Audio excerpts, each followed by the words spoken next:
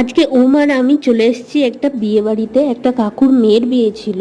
মার দাদা ওদিকে বসেছিল, মাকে এক প্রকার জোর করেই এনেছিলাম। মাকে এক প্রকার জোর করে এনেছিলাম কারণ মায়ের শরীরটা খারাপ ছিল, আর এদিকে কনের সুন্দর মুহূর্তগুলো ফিল্মিং হচ্ছিল, সেগুলো দেখছিলাম।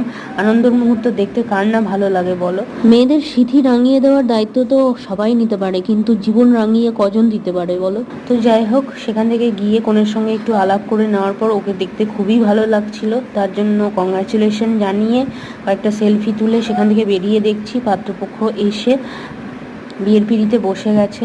তো আমরা খেতে চলে যাই। প্রথমে পকোড়ার লস্যি খেয়ে নেই, তারপর রাতের ডিনারটা সেরে নেওয়ার পর এসে দেখছি পাত্রীও বিয়ের পিঁড়িতে বসে গেছে। তখন বাজে রাত 11টা।